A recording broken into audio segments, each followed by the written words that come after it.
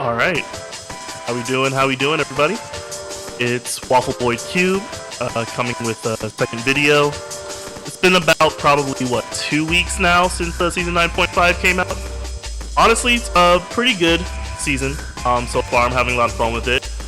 Hit back to Diamond, which is always great. So gotta just work on Grandmaster now. Probably do that for my next series.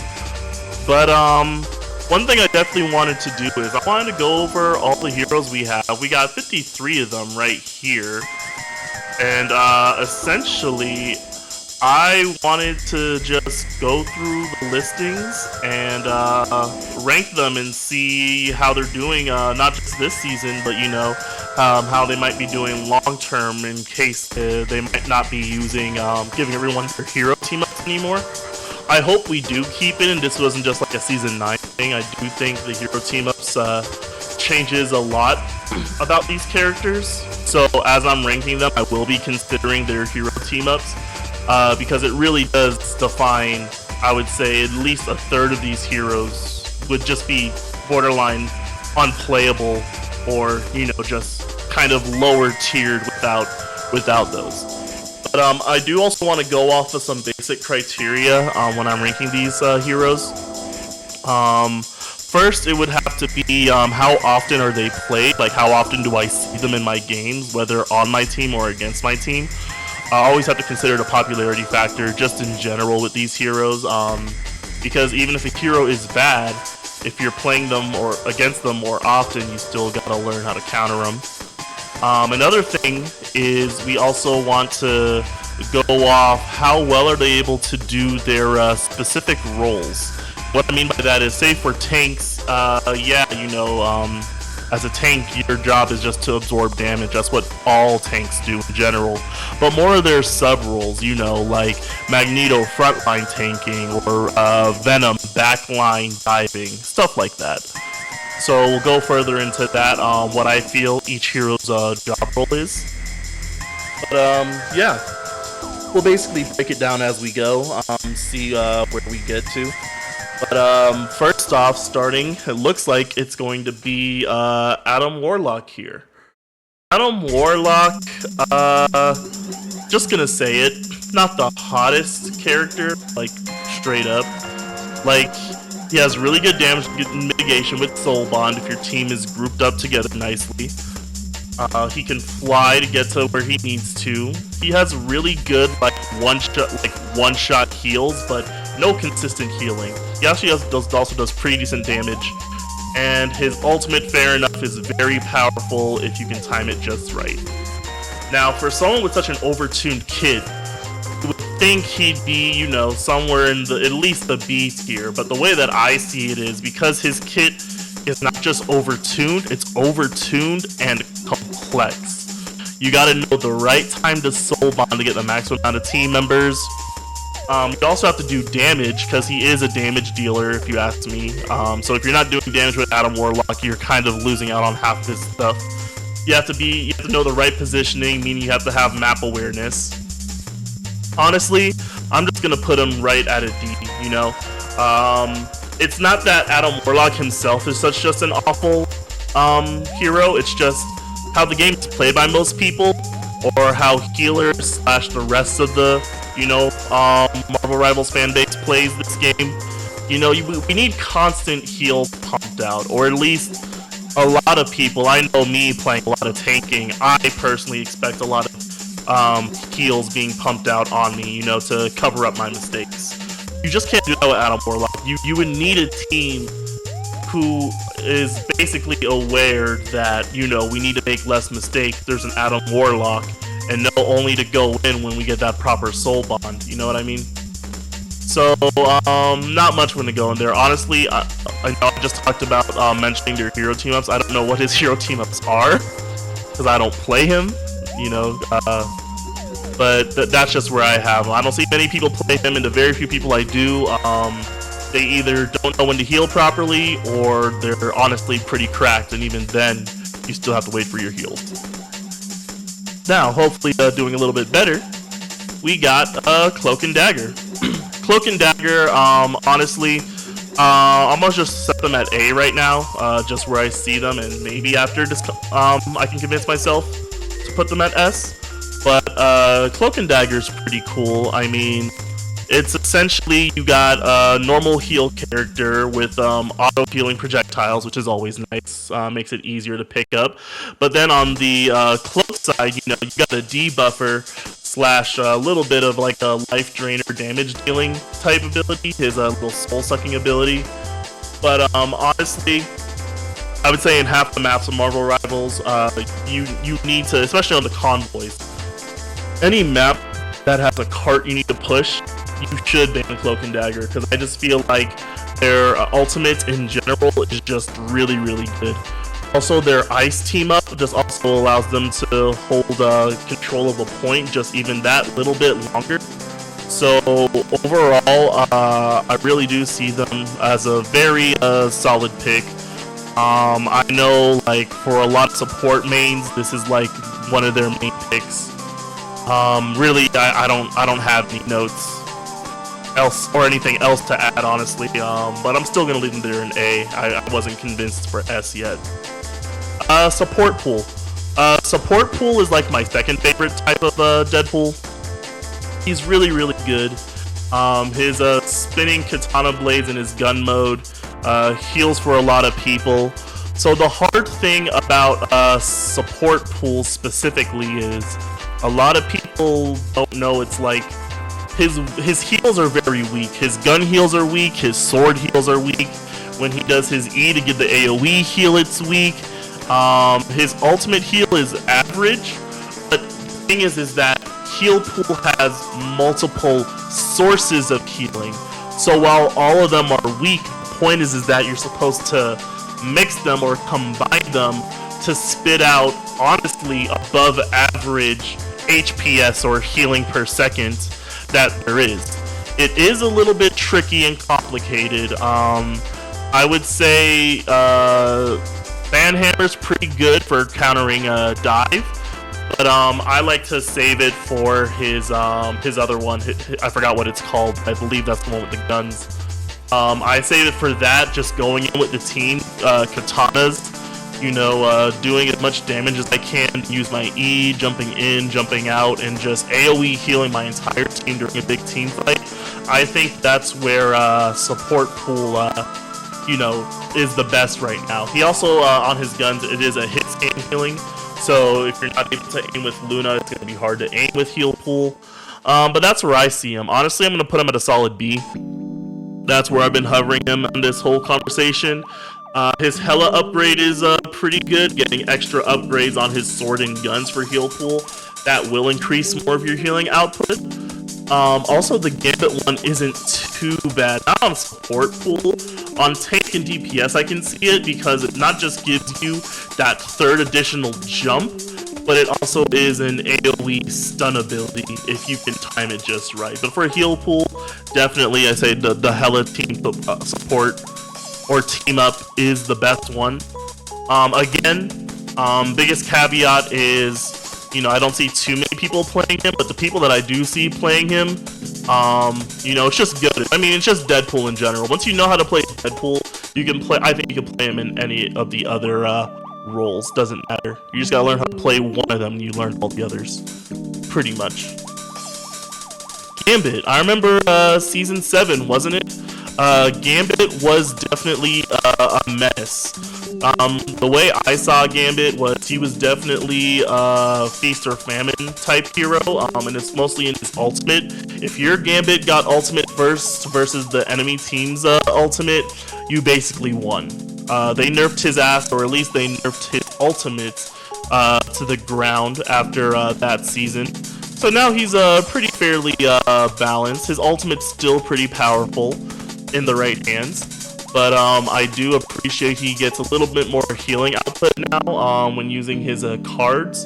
You know, you go to his heal form or his damage form. 70% of the time you should be in his heal form because, you know, he is a healer, but it's just good that he's able to defend himself, you know, especially against any backliners or divers. It's pretty good. I don't see too many people playing Gambit right now. I know his both his teammates. I mean, either one you could use. It's pretty fine. I'm gonna put him at a C, just for now. Just because I don't see too many people playing him. He really is just that middle of the road healer. I would say Gambit's that healer you'd pick up and play if you were a support main, if your main healer got banned in competitive. And that's just where he is right now, you know? He's just the second option, you know? Not better, not worse, just the second choice. I still think if you are a support main, you should have him in your arsenal, just in case. He does do good healing buffs. Really good healing buffs. And his healing AoE is actually kind of nasty. Anyway, Inviswoman. I mean, honestly, I'm personally just going to put her at an S. She is S tier hero just in general. I would say she does have an overtuned kit, but I would say of all the overtuned kits, she probably has the more healthy one. The only team ability you need to care about is the Johnny one.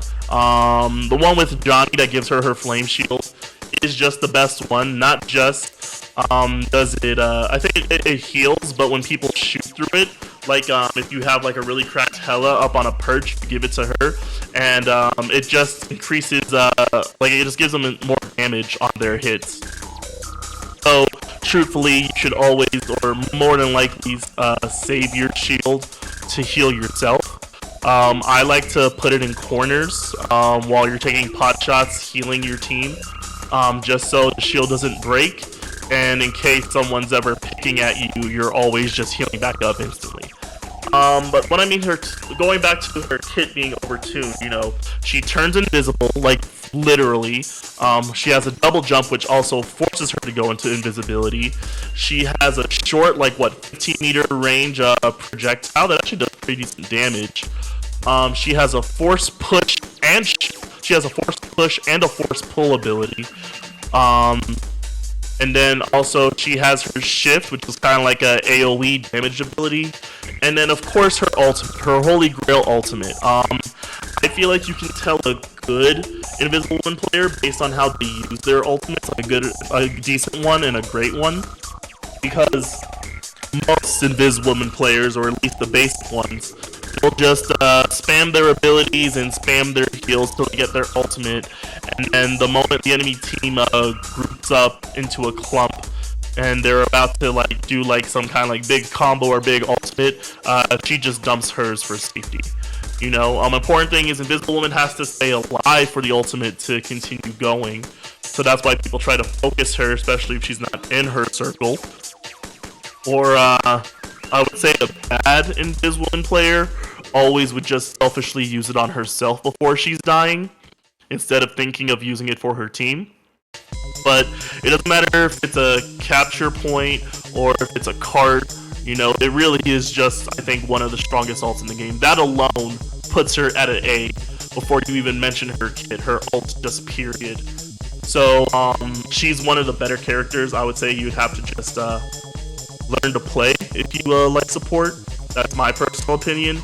Now her healing doesn't go too far, like I said, it only goes 15 meters, but that's something you could easily work around. And with the rest of her kit, you can push enemies off of you, you can use your little bubble damage shift ability for some AoE like mitigation, because most people in this game, when they feel like they're getting hit by damage, they're gonna walk out of it. They're not gonna stay in there forever. So you could use that.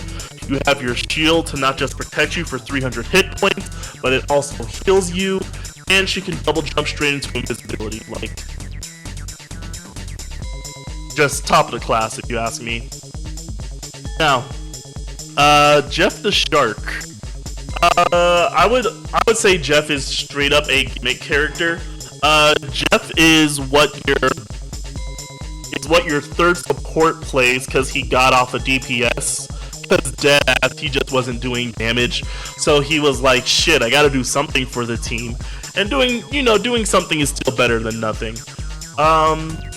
With Jeff, his kit's very simplistic. He's able to surf on any surface, right? That gives him healing. He can spit out little bubbles that heal his team that stay on the map. that also give them a small little speed boost, though let's be honest, we only use it for the speed boost, not the heals. He has an ult ability where he shoots like a focused water beam. It does mediocre damage, nothing crazy, but the reason why a lot of people play Jeff is the ultimate. He goes into little tsunami mode and he eats everything in his path. He can literally eat the entire enemy team and his team at the same time. It's actually really good. A really good ultimate. It takes a little while to build up. I think it's one of the higher ones out there. Without double checking, that's what I'm gonna say. But yeah, I would say really mediocre. He's not as bad as Adam, but I'm gonna say unless you are a Jeff the Landshark main, there's no reason to play Jeff the Landshark. I'm gonna put him high of D, high in D tier. I think that's what I'm gonna do here. He might go up to C later. We'll see, but I don't see Jeff doing anything crazy or special. I feel like most people who are playing him, they just want to turn off their brain and bot heal, which basically means they spam their left click and you use their little, you know, spit out their water in like the longest corridor and just heal everyone while turning off their brain and not thinking. Okay, now here's my new most favorite character, biases aside. Jubilee is fucking gas, you know, I'll just put her in the S tier before I even get into it. Jubilee is fucking gas. I'm starting to learn to play a little bit more support. And before Jubilee, I was playing Invisible Woman, so there's my other bias. But fucking Jubilation, bro. Jubilation? Like, she just does so much. And she doesn't even have to try hard to do it, you know? First, let's just talk about her right click, her fucking light bubbles, right? I call them bubbles or whatever. She gets 2 of them stayed up in her charge, and they're basically a way to turn her projectile healing ability to an AoE healing ability. You know, you hit the center of that bubble, it heals everyone that's in that center, which is just incredible. And not just on top of that, anyone who's in the bubble, she can activate it and light it up like a grenade, kind of like an explosion, which blinds enemies, but then also I think it says gives sparkling to your teammates, which just gives, I forgot the specific buffs, but I think it just allows them to heal more and they move slightly faster. And if you get like more than 2 or 3, I think, enemies in it, she gets overtime mode with her projectiles, which means she doesn't need to reload, it's on a timer. And she shoots faster, allowing her to get more of her bubbles generated. There's 2 tiers to her bubbles, right? I think you get 5 or 6 seconds on tier 1, and if you shoot it more than enough times, she gets it to tier 2. And then once it's on tier 2, it's just bigger, and the explosion does way more damage as well, or heals more of your allies. And then also she can recall her bubbles, which resets the timer for the next bubble you can set. So if you time everything just right, you can throw 2 bubbles, try to get them both at max, recall them, and you're back to 1.5 bubbles essentially on the timer in no time. Her ultimate is, it's okay. I mean, it's meh. I like it. Her shift is pretty good. It allows her to go into her overdrive ability again without having to use a grenade, though it has a very fast time burner, so you gotta time when you're using it. I like to use it when you have to escape from people. And also, she has 2 exceptional team-ups. Essentially, she can team up with Blade, and then you can give your team around you an AoE life-stealing ability, which is pretty decent, especially if you're around a lot of good DPS or some strong tanks. Excuse me. Another one, too, is her team up with the Hood, which I think is the best one. That turns her projectile bullets into hit scan bullets that also give her life steal. And I think that's like one of the better ones. The best one too is if you're actually teamed up with Red Hood, the double bonus is that she can stack her vampiric charge as long as she keeps shooting people with her vampiric bullets. So if you're getting dived by, let's say, you know, the Thing or another type of dive tank, you can just infinitely life steal while they're trying to hit you as you whittle their health down, and before they know it, it's too late, they're dead. It's actually really pretty good. Alright, next is on to Loki. Now, I honestly actually really do like Loki. Loki has a very great kit. We're just gonna put him here at A. It's A with an asterisk, so he's definitely gonna be bottom of A. He might go down to B. Biggest thing about Loki, right? You have to have situational and map awareness. Loki's able to summon 2 clones at a time. He can teleport to any of the clones. Him and all his clones can drop lanterns, granting immortality essentially to anyone, including himself, who's in the lantern. And a lot of people forget his passive, but he also has backstab crits. He can turn invisible, stay invisible for as long as he wants.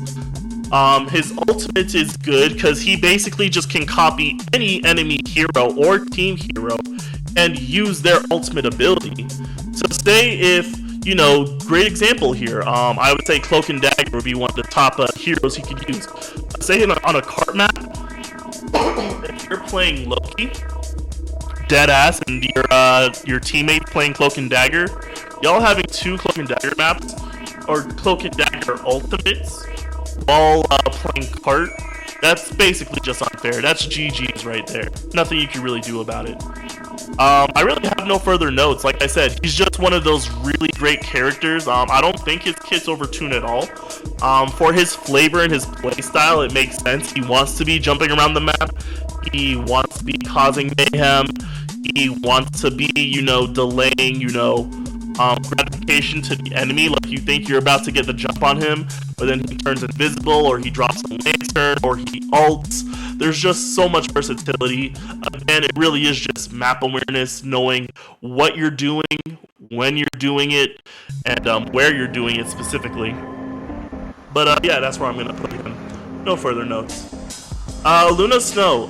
Luna Snow, honestly, okay, so this is where we're gonna have a little bit of a hot take before we get too much into it. Luna Snow is A, but I'm gonna say a lot of supports are gonna be in the higher tiers, like more than casually. And funny enough, we've only been dealing with support so far. Yeah, crazy. But the reason why I'm gonna say that is, supporting is such an important role, not just in Marvel Rivals, but in all hero-based shooters, just period. And I think the Rival development team realized, like, this is the one role we can't have people quit on. Sure, you can have tanks quit, you'll always have people find tanks. People really don't quit DPS because DPS is quote-unquote the fun role, or the role that does the damage, or gets the kills and the highlights, so everybody wants to play DPS. No one wants to play support unless support is fun as hell. And one thing I realized with the devs, yes, a lot of the supports have overtuned kits, but it's to make them fun. Because if they're not fun, we're not going to have support mains. And without support mains, you kind of lose everybody else. If your damage dealers know they're not getting help, they're going to stop playing the game. And if your tanks know they're never going to get help, they're going to stop playing the game. So anyway, back to Luna. Just to give you my 2 points on why supports are going to be pretty high up here on this list in general. Like, I would say 60 to like 70% of them are going to be in the A or S tier, honestly. But Luna Snow, she is a hit scan healer, which for some people might be problematic, but I think you can do it pretty well. She has her little ice buff that she can give people. I think it allows them to heal faster, and it gives them a little bit of defense, if I'm not mistaken. She's pretty good there. Her shift ability, it turns her projectile, it becomes slower, but it has a way larger hitbox, and it heals and damages like a fucking truck, which is really good. And she can heal and damage, so I believe it will start going through people as well with her shift ability. So that's really cool. She also has the second strongest support ultimate compared to Invisible Woman. Her little, you know, she starts dancing on the stage, and you have the choice to heal or speed boost your team. And let's be honest, you're gonna keep it on heals forever.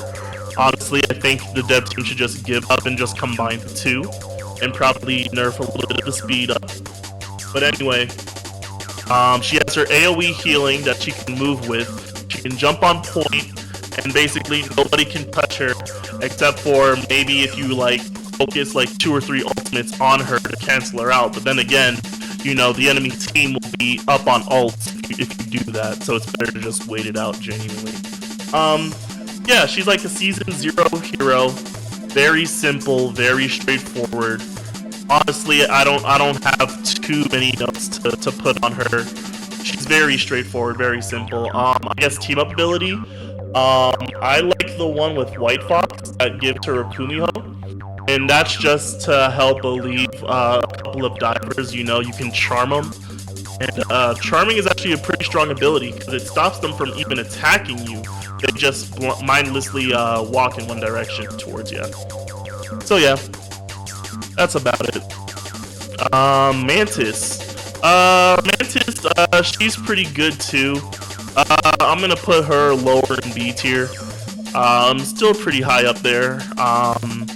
The thing about Mantis is that she has really good healing output and damage boost output, but the problem is her resources. So she only gets 4 of her resources, right? Her little alien ball things. And the only thing about that is, in order for them to recharge, she has to wait an incredibly long time, or she has to get a critical hit. I do believe she is a hit scanning hero. She's very fast, very mobile, but she's very frail. So you gotta play this cat and mouse game where you want to play closer to the enemy team, get easier headshots, so that you can support the rest of your team. But you also don't want to get nuked into oblivion. You know what I'm saying? Her ultimate is good because it is an AoE. It is an AoE damage boost and an AoE heal for her entire team. But the biggest issue is that yeah, she just gets popped way too easily. So that's how I see it anyway. But I don't know her team ups, to be honest with you. I don't play Mantis, and I rarely see people play Mantis. So we're just gonna jump right into Rocket here. Rocket, another solid pick. I would consider, well, I guess going back to Mantis real quick, I would consider her a sub support class. I would definitely give her like the damage / support class, because she does do pretty decent damage, and she can damage boost herself. And if you get a cracked Mantis on your team, honestly, like, you know, it's GG's. Like, when people are playing triple support, instead of playing 3 really like good heal output people, like instead of playing like a fucking Luna, Invis, and Jubilee, or Luna, no, it usually like is like Invis, yeah, Invis, Luna, and Cloak and Dagger. What you should be doing is like a Cloak and Dagger, Invis, and a Mantis, because you have that third support. Instead of Mantis having to rely and focus on her healing as much, she can focus more on damage boosting her team and getting cracked headshots. That's what triple support should be, in my personal opinion. Alright, anyway, Rocket. Rocket's an A. Rocket's pretty alright. Now, I'll put in a caveat, he is a side support, or like a secondary support. What I mean by that is, he's a utilitarian more than a healer. Yeah, he has decent healing, especially with his group team up. He's able to shoot those little green pods that heals everyone. Best team up support for Rocket. That's like the auto lock-in, honestly. But honestly, it's his beacons. His respawn beacon and his ultimate beacon. That's what you want to do. It gives armor packs and a couple of jet boosters to your team. And if they die within the radius, they get a free res. It's basically a mini, it's basically like a mini Adam Warlock ult. So I do think he's really good. I play him a lot. He's very mobile too, able to run up walls, and he gets 2 jetpack dashes. They are really long for the cooldown, so be sparing on how many you use, but usually I like to dash, run up a wall, and if they're still chasing me, then I just dash again. But then I'm with my team, I should be safe. But yeah, no further notes on Rocket. He's a very simple character. You know, he also does pretty decent damage. If you're fighting and your team doesn't need heals, I'm gonna make another video about how people are supporting wrong, but Rocket should be doing a lot of damage. You know what I mean? I'm not saying he needs to be top fragging his entire team, but you know, like, he can take out flankers. Like, if a Venom or a Thor's diving on him, I'm not saying he's gonna win the fight. What I'm saying is that he can stand against his own, and he should, especially if your team is helping you. That's just my personal opinion. Alright, now we are moving to Ultron. Yeah, so we're probably gonna change this up a bit. So I definitely see Ultron on B, but I'm gonna put in C. If I'm gonna put Ultron in C, Gambit's going to go to low B, and that's just how I see it. Ultron, what's important about Ultron, or what makes him really, really good, is he is a flyer support, and flyers are actually pretty decent in this game. I do like flyers, but they have the caveat where a lot of flyers are under-kitted just to keep them balanced, because we can't have cracked flyers in the game. We don't have enough people properly aiming to take care of that. That could be a real problem if the dev team does not you know, take care of that and keep track of how that works. But Ultron gets 2 healing drones. He has a shielding ability. He can fly pretty fast, and his ult is pretty decent, you know? What is it? He's able to do, like, that... What is it? Yeah, it's that laser beam ability that does a massive damage and massive healing. He is a hit scan, so if you can aim your shots, he actually does fairly decent damage. You can take out people, especially since you have the, the benefit of flying. You can actually look at the right angles and take people out properly. So yeah, that's what I see with Ultron. Alright, I think we're going to our last support here. I think. Yeah, I think it goes supports, then DPS, then tanks. So it's in order. But anyway, White Fox. White Fox is another decent hybrid healer. I'm gonna put her in A tier. She is a little bit more complicated to learn. It's not that she has an overtuned kit, but she does have 2 forms. She has her regular form, and then she has her her melee form, and then the Kumi home form, so 3 really. You just gotta learn how to juggle between them. I've seen people play White Fox and barely heal for shit. And I know other people who play White Fox and are able to heal incredibly. You know, like I've seen people with like almost 40k healing on White Fox. Like, you can output pretty well if you know what you're doing. The only thing that knocks her out of S is that while she's a really good hybrid type of character, like I consider her a little bit of a melee slash healer. The problem is that she's a melee damage dealer when she goes to her melee form, and melee DPS just isn't the best type of DPS in this game, unfortunately, unless you have the good movement for it, which she does. You know, she can teleport, so she has decent movement if you time things just right, but I think it's better to just play her kind of like a normal support, peel for your team. She has really good peel, and she can also be a backup tank if, say, one of your tanks die. She can go into her full White Fox form, and she can take on pretty decent damage and negate debuffs for your team while you're waiting for your second tank to come back. So I do appreciate that about her. But yeah, that's what we got for supports. Yeah, pretty good. Alright, so next up will be, looks like the DPS. So yeah, Black Cat. I don't see too many people playing her. She's definitely a feast or famine. type of character. When you see her in your lobby, she's either going to pop off like 18-0, or she's going to be 0 and 18. There is literally no in between. She has the most overtooled kit of all overtooled kits. And my personal opinion, I mean, at the end of the day, I think there's only like 2 or 3 like abilities from like that toolkit people really use.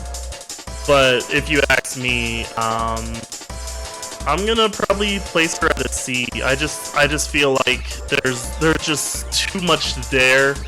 Too many other people that can do her job without you having to, like, I don't know, learn like a textbook essentially. But personally, I don't really have too much to say about her. I've never played her, so I don't know too much. That could be my fault. But people I do see that play of her, it's usually a feast or famine. You can tell if they're going to carry your team or be a detriment to your team, like, almost immediately. BP, Black Panther. Black Panther, honestly, I would put down as a simplified Black Cat. Funny enough, which is funny since they are both cats. But, yeah, man, BP, he's really strong at diving. If you get his combo down, right, like, you jump on somebody with your spear, dash into them, get the kill, then you reset your spears and dashes. He can do a lot. He can do a lot. Now, it really does depend on the map. It has to be a very friendly map for him, something with a lot of verticality, just so he can climb up and get the sneak on people. Also, he wants to be fighting simpler supports, you know? He wants to be fighting the Lunas, the Invis. He kind of wants, or, you know, maybe the friggin' Jubilee. But he wants to avoid White Fox. He wants to avoid Loki. Gambit could hold his own. Mantis might struggle a little bit, but she can still handle herself if she can get her headshots. And then his ultimate just allows him to it's basically a get out of jail free card. So for Black Panther, I'm gonna put him a solid B. If you were learning to dive or to become a diver, I would totally say in the DPS category, BP would probably be one of the first divers I try to learn, just for the concept of diving in general. Because he just makes it so simple. He has such an easy way to mark people, make them vulnerable, then you get in and you get out. And as you start getting better with him, you can stay in longer instead of using your second dash to get away. If you can secure a kill, your dash resets, so you can just keep using your dash until you know you're not going to get a confirmed kill, and then get out of there. Real hassle in the backline. You know, if you have a really cracked BP on the enemy team, he can do a lot of disruption and damage. You know, even if he's not getting kills, he just takes so much focus off of everybody else on his team. Really good choice if you can figure out how to work with him. Alright, now the former Zaza of the group. I know they reworked Black Widow to get rid of the scoping, which thank goodness. So her primary fire is now basically just an assault rifle, and then her ultimate now has the sniper shot ability, so that's pretty cool. Still, I'm not gonna say she's one of the strongest heroes out there. Like, definitely, like, they had to rework her just for how feast or famine she was, because like a Great Widow, like, you know, there was 1 in 1,000, but every Great Widow player you would want, you know, they would put you in top 500, like carry you with ease, no issues. But it's gonna be a little harder to do that. Honestly, almost tempted to put her down at F. Like, honestly, like, if you're cracked at her left clicks, play Punisher. But if you're good at her right clicks, which is the charge shot ability, just play fucking Hawkeye. Like, she's basically half Punisher, half Hawkeye, essentially. Like, might as well, like, why have like the worst of both those halves when you can just play either of them and have a more complete kit? because she does have her melee kick. You know, she can dive, she can roundhouse kick, and that's supposed to help her, you know, defeat flankers and divers, because it was like 101, like diving 101. You know, if you saw a Widow, you just dived her with 3 different dive characters, and she just could not survive. But like, I don't see anyone taking out their batons and like actually doing the backflip kicks or whatever like that. Honestly, I don't know if there's a way they can rework her again. She's just a bad character. Honestly, there's a good chance she may be the only hero in S tier I feel comfortable putting there. Like, there's just so unless you really just love Widow, unless you just really love her like as like a diehard comic book fan, or you just, you know, like her skins. Let's be honest. If you like looking at the backside of her skins, go ahead, play her a quick play. Just don't get people upset in ranked. Alright.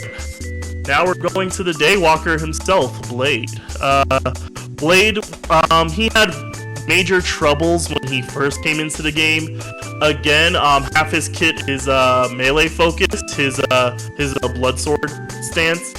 But the issue with that is, like I said, melee DPS is kind of the weakest DPS in this game. Like, just honest to God, it really is. But the issue is just like trying to get in and get out. Usually, most people's kits are detailed to get in, but like not really to get out. So you really have to be careful with how you use it. Lately, though, with the buffs he got and the hero team ups he has, I still think he's actually pretty good right now. Honestly, like, I'm not mad when I see him on my team. Like, I'll be like, okay, let's see what you got. And if they're not, you know, if they're not getting their vampiric lifesteal, if they're not getting picked, if they're not holding their own, I'll be like, hey man, go ahead and switch. But I'm gonna still keep him at a C. A very respectable C. Honestly, I'm gonna put him in front of, honestly, Black Cat might be bottom C. But, yeah, I think, if you have a confident Blade player, there's nothing wrong against that, you know? He's very good at countering, like, brawling type tanks. Like, if you're fighting, like, the Thing, or honestly, even, the Hood, who's pretty popular right now for tanks, he can pretty much shred them as long as he keeps his blade stance up at a 10, and he gets all the hits on his combos, and because they're slow, they're not able to just walk away and not get hit. If they're doing a 1v1, I actually feel like Blade can hold his own. Maybe even against Hulk, as long as he's careful not to get exiled. You know, I think he could really do pretty well. Moving on, we got Cyclops. I've been practicing with Cyclops a little bit. I do like his ricochet abilities, and I do like how he's kind of like a hit scan sniper, if that makes sense. It's really, really fun. His team up with Phoenix is very OP. I feel like that's the auto-include one. But honestly, I feel like he just doesn't do enough damage. He's kind of like a Phoenix to a point where you want to be hitting the most amount of people in a clustered area more than you want to focus on sniping and picking off individual stragglers one by one. I feel like he does really good. You know, use his E, get the bounces, then you probably jump in a little bit closer, use his right click, ricochet blast. His ultimate is a God Saver. That can make or break a game. I feel like almost any hero below 50 HP, if you get a direct hit with his ultimate, you can clear the board really easy. And I feel like that's how he's set up. So honestly, we're gonna put him at a low A, just in general. I don't see him. So his ultimate is really good as an executioner, which honestly kind of puts his whole kit together. I see him kind of like whittling down the enemy, like piece by piece, you know, giving them the debuff, especially with the Phoenix team up, so that they pop a little bit, get them below 50 HP. That allows your team to do the cleanup, or you have your ultimate to do it yourself on occasion. So I can see him doing some pretty good damage there. He might go bottom B, or I mean top of B later on, but we'll see. Daredevil. Daredevil is a pretty good diver. Honestly, all divers I think are fairly well built in this game. Honestly, I feel like there's respectable response times to handling divers. It's not like they just blink in, stop all your damage, and blink out. Now, on that caveat set aside, I will say Daredevil is one of the trickier ones to fight. I feel like his baton deflect ability definitely stops damage from coming to him a little bit longer than it should. His ultimate's really good for isolating and picking out targets, though, which is a pretty decent counter. Also, he's not the fastest diver. He's more like the Iron Fist too. Like, he's pretty slow to like build up, look for a target, and then he dives in. But once he commits into a fight, he's pretty much committed. You know, like it's not gonna be easy for him to walk out. But we're gonna put him high in B tier. Honestly, now I'm looking at it, I definitely would prefer BP to be on top of B. So that's what we're gonna do here. And then we're gonna put Daredevil. Well, I think he's fine right there. But yeah, Daredevil altogether, I really don't have too much notes on him. Again, if I see someone picking DD, I'd rather them honestly pick BP as a diver. But if that's what they want to do, again, if you're into the flavor text or the character, I do know he has more bruiser potential than BP. So maybe if you're practicing dive, like if you know you keep getting popped every time you do a full commit, I feel like Daredevil is a little bit more forgiving. So maybe just for learning the concept of, you know, when it's safe to go in and, you know, when it's actually time to get out. He's one of the safer options for sure. Alright. Damage Deadpool. Honestly, he's just going straight to bottom D, I'll be honest with you. Almost F. I honestly think there's never a chance, there's not a chance in hell you should ever play DPS Deadpool. Honestly, that's my hot take. But when it comes to Deadpool, it's just his support form and his tank form are just way more versatile and superior. I mean, yes, you get more damage as damage pool, great, but there's already so many other characters that can do what he does for damage. And again, half his kit involves his katanas, and if we're going for if we're focused on DPS category again, I do believe DPS melee is the weakest subclass in this entire game. So half his kit is just playing the weakest subclass possible. I have no major notes. I do know the Banhammer is really strong on DPS pool. So if you put the Banhammer, say on like an Altane Punisher, yeah, that's a really strong counter. But yeah, like I said, I just don't see any use case scenario. If you know how to play Deadpool, because if you could play one type of Deadpool, you could play all types of Deadpool. So if you're already playing DPS pool, why not just pick two better options out there? Like, genuinely. Alright. Alright, we got Elsa, Miss Bloodstone herself. Miss Elsa Bloodstone, she's really good. How I consider her, she's a crack shot. Definitely what's important about her is that they did nerf her a little bit since she came out, like, what, 2 seasons ago? The biggest thing with her, though, is she can pop most of the enemy team, but it involves her using her entire toolkit. Meaning someone has to get trapped, then she has to dash in there, get the double tap, get her little blunderbuss shotgun, shoot that, and then she's able to back out of danger while basically one-shotting everybody. I'm not gonna say she's overtuned. You know, she does have a pretty strong toolkit, but I have seen people playing her a lot less. A lot of people who were playing like Punisher or any type of hit scan just in general. They went to Elsa. I would say like the Hela players and probably the Punisher players, they were playing Elsa, but then after like one season, they kind of just went back to their comforts because they're just more consistent. Because that's the thing with her.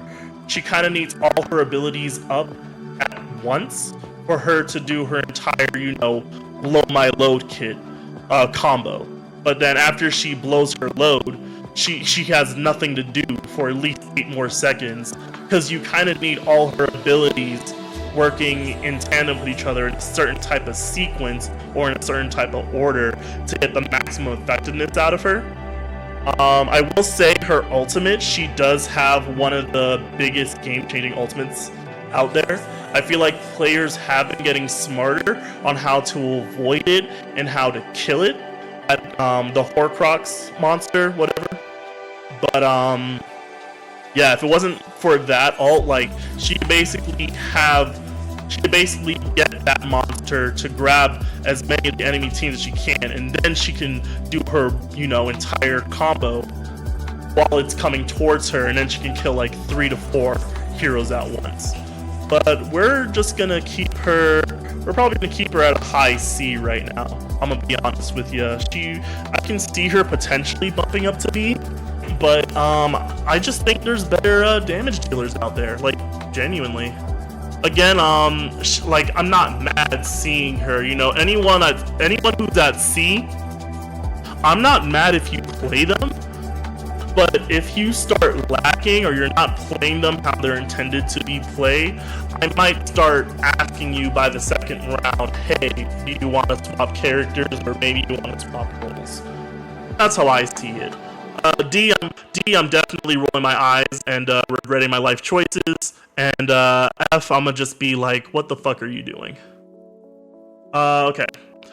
Now we got the better version of her. We got Hawkeye.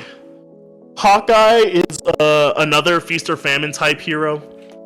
He has projectile-based arrows that can turn near hit scan, or at least the projectile speed gets faster based on how much focus you have.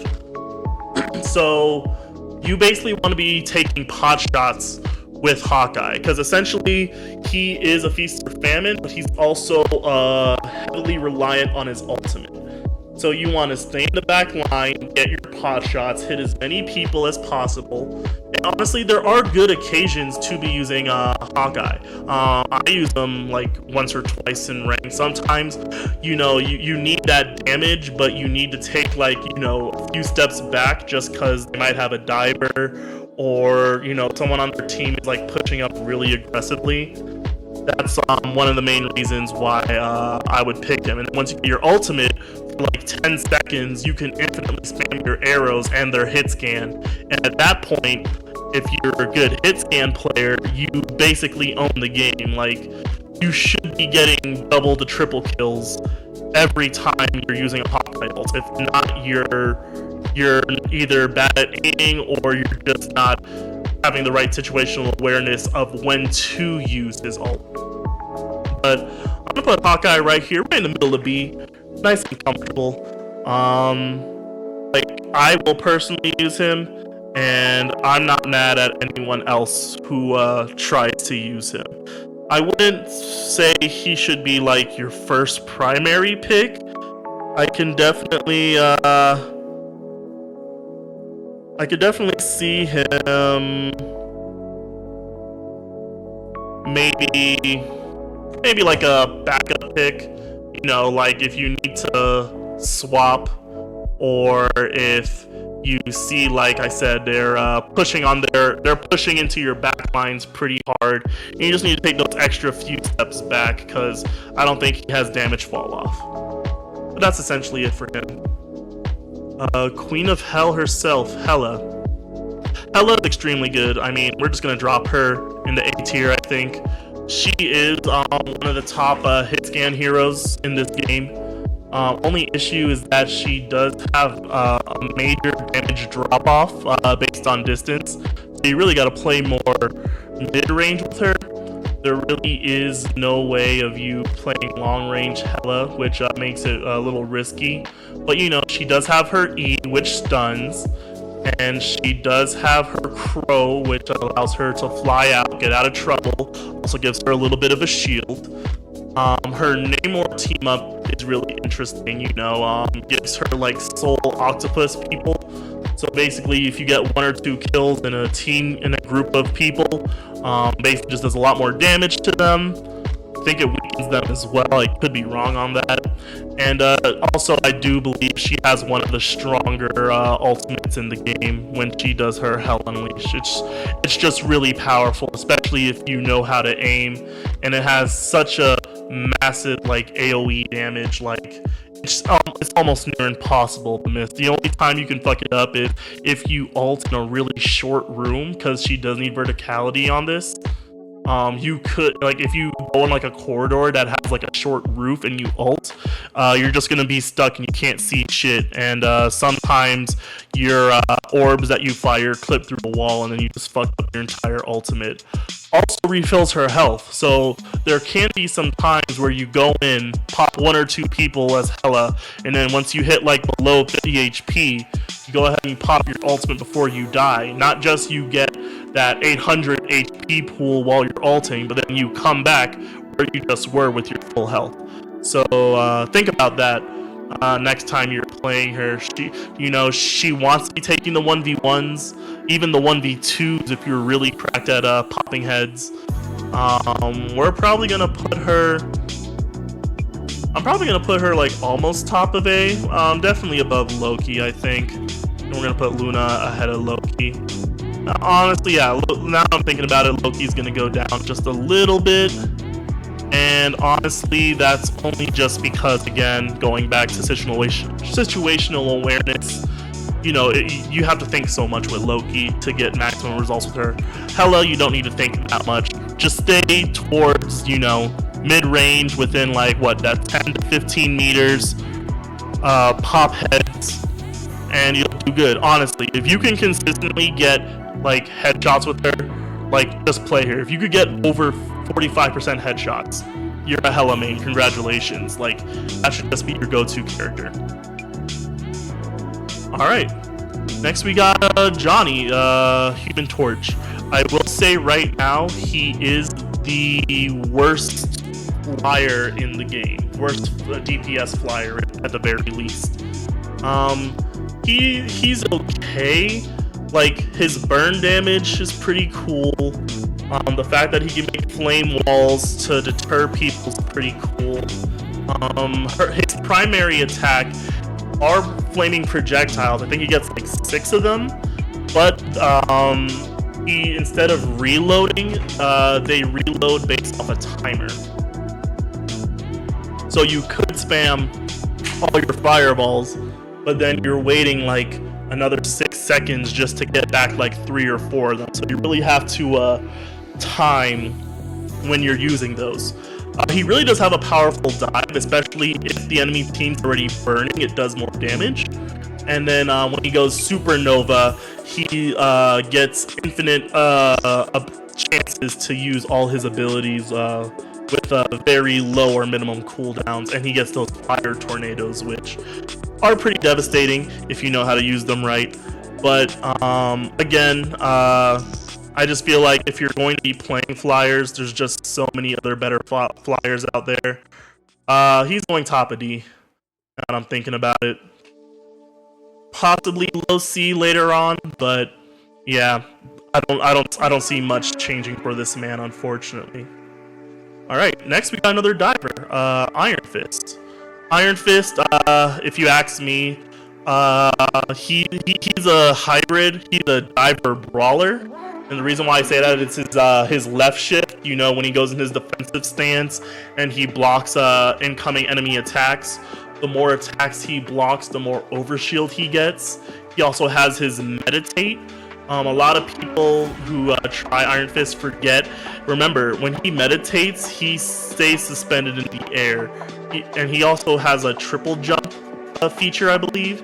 So if you know, wall run up somewhere, triple jump into a corner, you can safely meditate to get yourself to 400 HP, start diving in the middle of the enemy team, block all their damage. Now you're at 600 or 700 HP, and then you just start going essentially, sicko mode, and you start, wailing on all their fragile, heroes. There's two ways I'd play Iron Fist. It's either you're going to be harassing the supports all game, or you're just going to be waiting until your team gets someone below half HP, doesn't matter if it's a tank, DPS, or support, and you're going to be trying to pop everyone who's weakened. Like I said, honestly, a good combo would be Cyclops and Iron Fist. Cyclops' job is to get someone below 50, and if you were in comms, he could say someone's below 50. Iron Fist can go there, try and clean them up, or at the very least, distract, the enemy team for far long enough for your team to actually capture objective and do something. Spoiler, just because, killing people don't mean you win the game. But, I think Iron Fist is a really good distraction. He's definitely I would say he's the easiest dive character to learn, and is forgiving. If you can time his meditates, if you can time his blocks, and his ultimate is just so good. And it also has just wasted potential. Like, remember, his auto attacks allow him to jump from, hero to hero, so you don't even have to be wasting your jumps. You can just reach anyone you need to when you need to, especially in his ultimate. But with saying that, with Iron Fist, I'm going to put him right here, just above Daredevil. Solid in B. Again, you just have to know how to play him. And honestly, I think he's also really good on some defensive maps, if you know how to play him on defense, because at the end of the day, he really is just a staller. You want to waste time and resources for the enemy team, which gives your team more time to either recuperate or to prepare for them, coming to attack y'all, but they're weakened, or they're too scared of the Iron Fist, so they keep turning around instead of looking in front of them. And that's when your team comes in. Alright, Iron Man. Iron Man, he's middle of the road flyer. I mean, we're just gonna throw him right here and see. He's probably the first flyer, 80% of Marvel Rival players are gonna try. He's really decent. He was really bad in the earlier seasons, especially when hit scans were much stronger. You're able to take him out of disguise in 2 seconds. But now, he has his pulsar cannons, he has his ion beam, he has that team up, I believe, with Thor, I think, which is pretty decent. He also has his overcharge, his E, so for 8 seconds, he gets unlimited use of his ion beam or his pulsar cannons with armor. I definitely see him as a mid-range flyer. You want to be in the halfway between the enemy team and your team. You want to use the pulsars to be cannons, to be taking pot shots, and then when they get closer, use the ion beam. And honestly, just whittle down any character you want. I would avoid smaller characters that have dash abilities. But if you see a Luna, or if you see a Luna, a Mantis, anything like that, or even just whittling down a tank, his ion beam can do some pretty massive damage if you can hit it on someone 100% of the time. And the hitbox on that thing is pretty huge, so you just got to be really good at tracing. Nothing major to really say about Iron Man. Mr. Stark himself, like I said, pretty straightforward. If you wanted to learn flying characters, I'd recommend using him first, just period. Alright, Girl Magic here. I wouldn't consider her a diver, more of a flanker, and what I mean by that is, specifically, I feel like divers, they want to come in from above, while flankers want to come in on the side or on off angles. I know that's such a minor caveat, but I feel like that's just something we have to, consider, keep in mind generally. But anyway, going on with her, I will say for sure, she does pretty decent damage.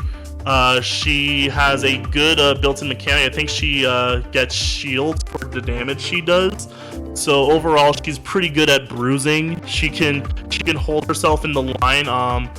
I think her sword swipe is a little shorter melee-wise than it should be. Personally, I think she could use a little bit more reach, nothing more than like another meter or two.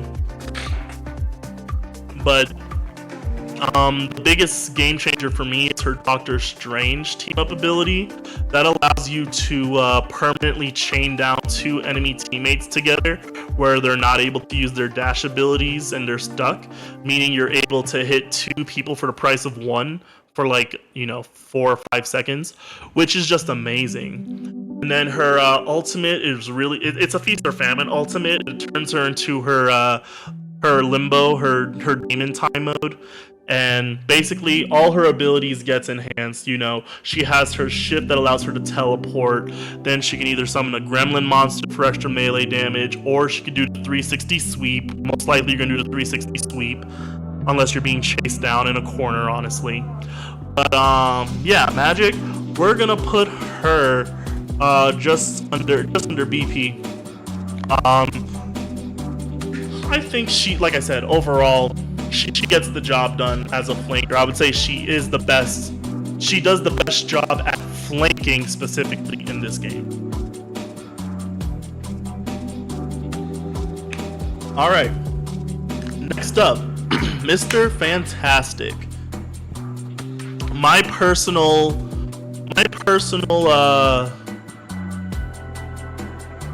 feelings about Mr. Fantastic here is he was designed as a tank. I really do believe they designed him to be a vanguard, but what happened is they realized when he came out in the earlier seasons, right? The Fantastic Four came out like what, season 1, season 2? Probably season 1. I think they realized at that time there were too many DPS characters, not enough people playing or learning to play tank, especially in early Marvel Rivals. If you played from season 0, no one, and I mean no one, wanted to play tank. Until Emma Frost came out, literally no one cared about tank. You had to be dedicated. So I do feel like the way they made Mr. Fantastic's kit, the way how he has his strongman form, and then he has his little bubble man, not the bubble man, the fridge form when he looks like a fucking brick, and then his ultimate that disrupts enemies and he bounces all over the place. Most of his kit involves him getting bigger so that he can have more HP or more shield or more disruption. I really do think they gave him tank-like mechanics, threw him in DPS so that DPS players had a way to either learn or figure out how tanks worked, or without knowing, they're essentially playing half a tank. Now, with saying that, Mr. Fantastic is good for 2 things, really. For being annoying, and for hard healing. Like, if you have a Mr. Fantastic on your team, the only reason why you should have Mr. Fantastic on your team is if you know they have, like, a Spider-Man or a Venom. Like, that's all he does. He hard heals for your backline, and whenever you need a secondary or third tank, you go into his Bubble Man fridge form, and he can take all the lumps for maybe like 12 seconds before he has to hop out of there. But with that, we're gonna put him mid B. I'd still rather Hawkeye in front of him, honestly. I put him just next to Iron Fist when it comes to the levels on the B tier. I don't really have much else to say. Very mediocre, honestly. Okay, Moon Knight. Moon Knight's just gonna be in the top of A, possibly S tier. I'm trying to be very strict on S tier. When I started Marvel Rivals, here's my bias, since season 0, I was a Moon Knight main before I swapped to tanking and then to flexing. But Moon Knight just has one of the most versatile kits if you ask me, it's nothing too complicated, but his the darts that he throws, just bouncing them off people, having the onks to bounce off his darts, and then his ultimate. We all play for the ultimate to get those talents dropping. It all just works together. I just love how his kit's designed. He's also one of the more mobile non-diving characters in this game. He has his grappling hook, he has his double jump, he has his glider, and then if you pair him up with the Cloak and Dagger team up, which is the only team up, honestly, you should team him up with, he then also gets a dash that ends in an AoE heal. Like, I don't know. He's just so versatile, and I do consider him a flanking character.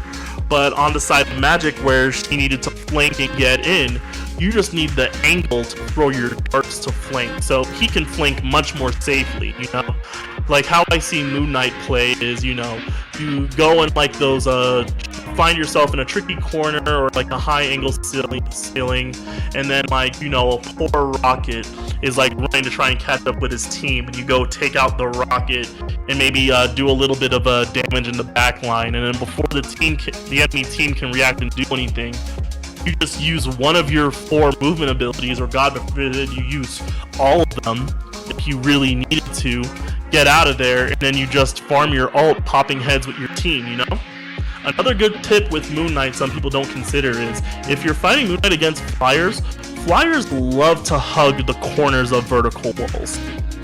Guess what else hugs vertical corners and walls? Your Ankh. Your Ankh doesn't need to go on the floor all the time.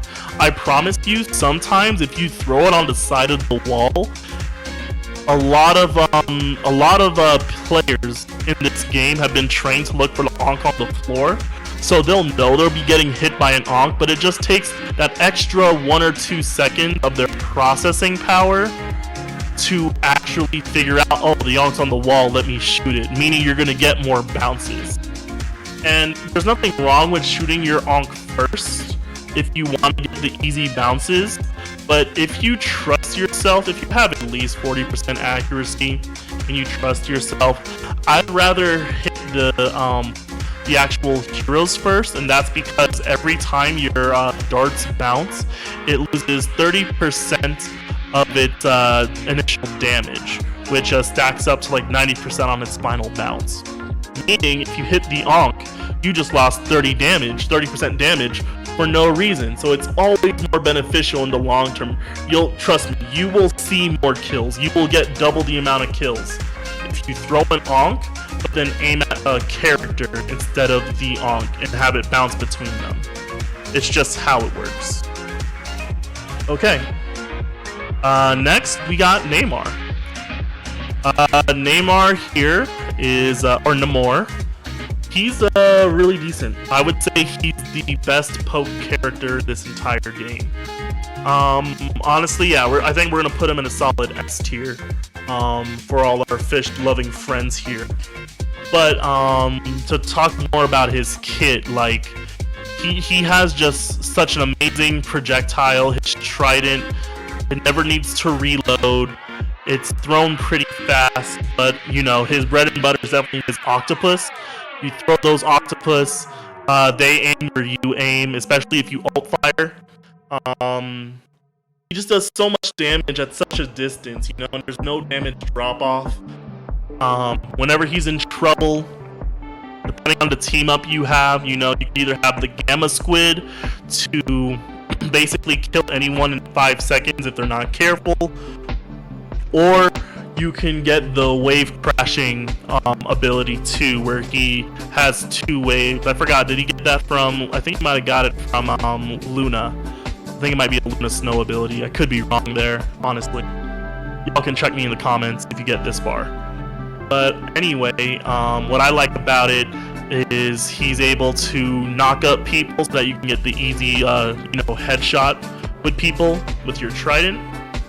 But yeah, at the end of the day, just really good. Like of all the characters, I'd recommend dedicating time to learn. Like if you want to rank up, if you want to like actually master a character and get high ranked, I would say Namor would give you the best bang for your buck. I feel like his ceiling is almost infinite.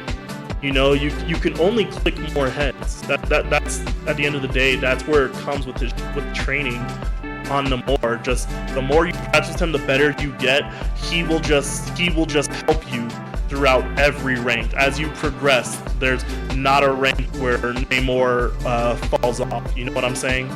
Like, Magic falls off once you start hitting top 500.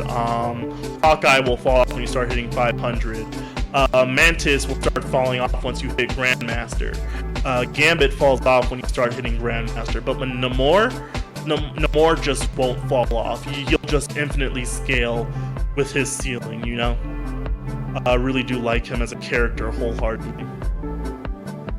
Okay. Next we have Phoenix. Phoenix, again, she's similar to Cyclops, where, you know, you want to be doing the poke, but she is hit scan. The big thing with her is her passive ability, where every time you hit someone with any other ability, it gives them a Phoenix stack, and after, 3 Phoenix stacks, it does an AoE fire explosion damage to anyone nearby. So the cool thing with that is, I like to focus like tanks, like at least in the initiating of the fights, whenever we're like in the neutral and the game just started. I'll focus and aim for tanks just because their hitboxes are bigger, especially on their head side. And usually in the first 1 or 2 team fights, everyone's clumped up together anyway, and I'm just doing as much AoE damage as possible, and then maybe taking care of 1 or 2 stragglers. She also has a really good like finishing ultimate, which is her Phoenix form that allows her to drop down and pop off with anybody.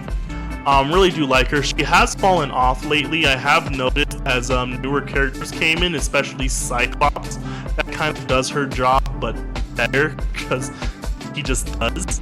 I don't see that many people playing Phoenix anymore, and I'm kind of worried that she will keep dropping. Again, I still think she's a very solid character to learn and to figure out, you know, especially if you're trying to learn poke, you know? She's just one of those bread and butter poke characters.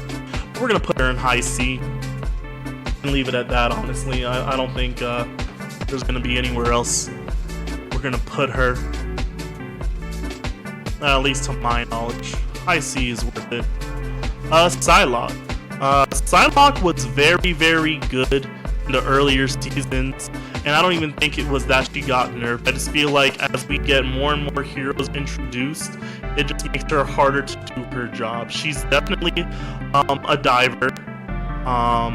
She does a lot of damage, and the important thing to remember with that is a lot of her abilities have pretty high cooldowns, and the only way to get them low or even at a usable level, honestly, is to poke people with her shurikens. Her shurikens shoot out, I think, in a 3-form triangle, and they don't do much damage. Again, it's really just to reset her abilities, but it just takes a lot of skill, aiming, and positioning just to get her right. Honestly, I'd probably put her right here at C, the levels of Black Cat. I don't really have too much notes for her. I was trying to learn her at a time, but then eventually, like, I just realized there's just so many better options to do her job. She just does her job suboptimally. She does have a really good ult that can take out a backline real easily. A lot of people forget is the trick to countering her ult is not to run away, it's actually to bunch together, and I think that's how she keeps getting her kills. Because remember, she can only do the damage is divided based on how many people are in the circle. So 1 person in the circle means they get all the damage, but 6 people means it's divided by 6. She isn't going to kill anybody.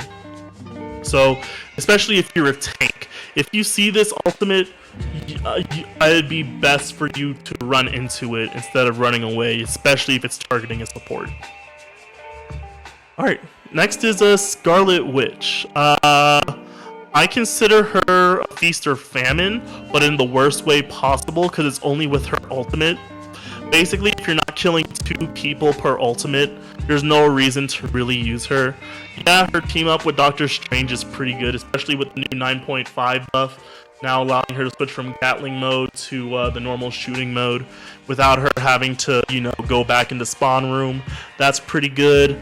Her soul like leeching ability is pretty good. She can phase in and out. Like, she gets 2 phases, I believe, which is pretty good. But yeah, we're gonna put her right in the middle of D tier. Honestly, again, there's just better people with her toolkit. Like, honestly, if you're playing her, might as well just play Cloak and Dagger. Honestly, like, Cloak kind of does everything that she does, but faster and more efficiently, and you can switch to a healer and heal yourself, and Dagger if you really needed to. Next we got Spider-Man. Spider-Man, he virtually has the highest skill ceiling in this entire game. Genuinely. His web swinging, his ultimate, the Venom team up he has with the symbiote spikes is really overpowered. The way he could pull people off of maps, the way he can just harass people. He's the strongest character to stop Strange's teleporters. Like, if you hear he's opening a portal, if you're a good Spider-Man, you should be able to swing from one end of the map to the other in less than like 5 seconds, honestly. While saying that, he is pretty complicated to genuinely learn. He does have some advanced combos. He does have a lot of animation canceling, a lot of shit you gotta learn. But that's the problem, though. There's so much to learn. That's why I'm putting him at the bottom of C. It's less of the actual character himself, and it's more of us being human beings. I understand that when someone selects Spider-Man, I'm sweating because I'm like, holy shit, do they actually know how to play him? Or are they just playing him because he's like half of America's favorite superheroes? Like, I feel like if you were born past like 2010, Spider-Man is your favorite Marvel hero, period. You know, I just feel like it's kind of like a Gen Alpha, like a Zoomer type of thing. I don't know. But I respect him. Like I said, unfortunately, the good Spider-Mans are only on the enemy team and never on my team. And that's why I'm gonna put him at C. Honestly, we don't see too much of him. Honestly, kind of wish we can see more of him, maybe in the future with a buff or something. Squirrel Girl. Squirrel Girl, she's going in the middle of the road, C tier. Not much I gotta say about it. She is the simplest character in this entire game, and that's totally fine. You know, we need simple characters for people, especially people who've never played FPSs, let alone hero shooters. You know, I kind of think of her kind of like, you know, Junkrat from Overwatch, or if you really want to go back, like Demoman TF2. She throws her acorns, which do AoE explosive damage. She has a giant acorn that does a stun and takes flyers out the air if you can actually aim with it. And then her only special ability is her E, which resets all her other abilities. She also has a shift, which allows her to get a super bounce. Her ultimate is one of the faster ultimates to grab. I would say she's pretty good in like cart maps or maps where you know there's like narrow corridors. You can definitely just spam your nuts without thinking. You can get a kill or two, throw out your stampede, force the team to go back, reset, and you start all over again farming your stampede. Again, not much to really figure out about her. I mean, I guess if you can learn how to aim using her projectile exploding nuts, I mean, go at it, you know. I guess you can get higher rankings, but I would say by the time you reach Diamond Grandmaster, you're going to have a lot of trouble using her exclusively. She's also apparently the new Zaza, but we're not trying to get into controversies right now. But yeah, right now, if you see a Squirrel Girl in your game, you just better pray. Alright, Star-Lord. Star-Lord is a Feast or Famine hero yet again. He needs its ult in order to do anything major. Still to this day, I have not seen a Star-Lord that can get a double or triple kill without his ultimate in hand. It's just how it works. And for that, honestly, we're probably going to put him just right here in C. He does have phenomenal movement. Like, his jet boosters, the way you're able to turn them on and off, like, I think he still gets momentum even when you turn him off. Like, he gets like just those extra few meters where he just glides flawlessly across the map with his jet boosters off so they can still recharge. I love that feeling on him. I do love his dual auto pistols. They do so much damage up close, especially if you can aim at someone's head for more than 2 seconds. But more than likely, you're just going to be taking pot shots. His group team up ability is pretty good, throwing those seedling pods to hold people so that you can click their heads for more than 2 seconds.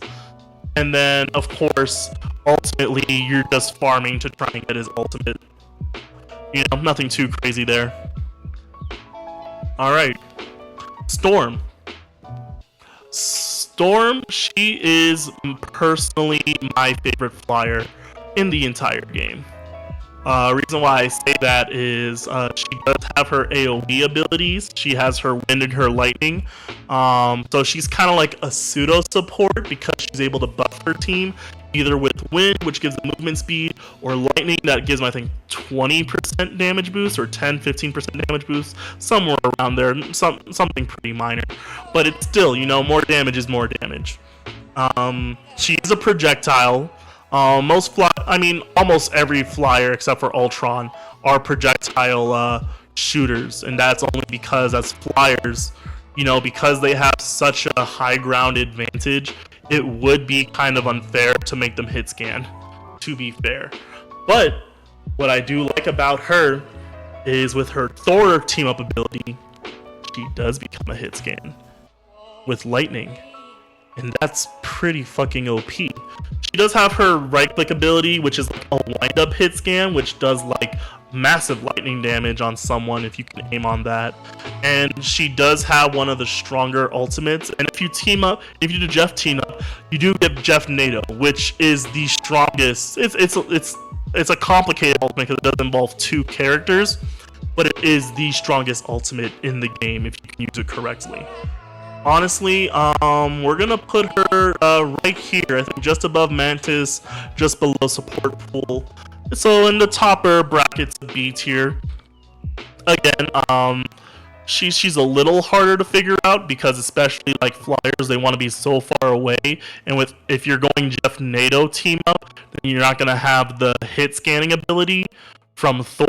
Honestly, I recommend getting the hit scanning ability from Thor. Like, do not do Jeff NATO unless you are actually coordinating and planning Jeff NATO.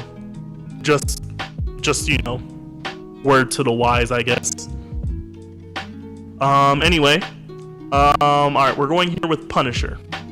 Punisher, he's pretty good. He's the Call of Duty. He has his shotgun, he has his assault rifle, he has his Gatling turret, he has his ultimate ability.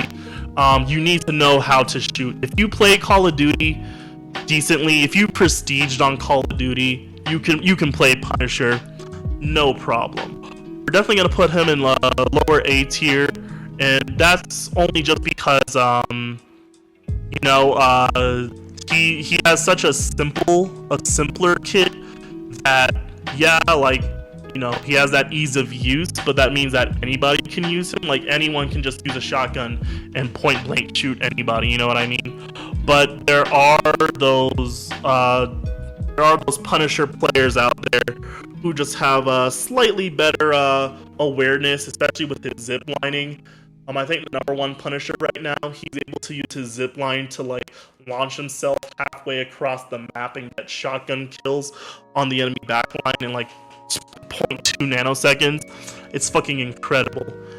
So I do like the creativity some people give him. He also does have a really good ultimate. Honestly, I see his ultimate more as like area denial deterrent. more than I see it as an actual ultimate to get kills. Because the moment you hear him yelling judge, jury, executioner, everyone's going to start backing the fuck up, or they're going to be using their ultimates to try and counter yours. Either way, it's a win-win. If your team needs to push up, you push up with the Punisher ultimate. Alright. Next, we got Bucky. Bucky, my main man. Bucky is only good right now because of Elsa Bloodstone's passive. Because Bucky auto reloads every time he uses his abilities, including his E, and he gets the cooldown shaved off by almost like half thanks to Elsa's passive. If you get like 2 or 3 kills, you get your passive to maximum with the team up ability, and then he's just able to spam pot shots, man.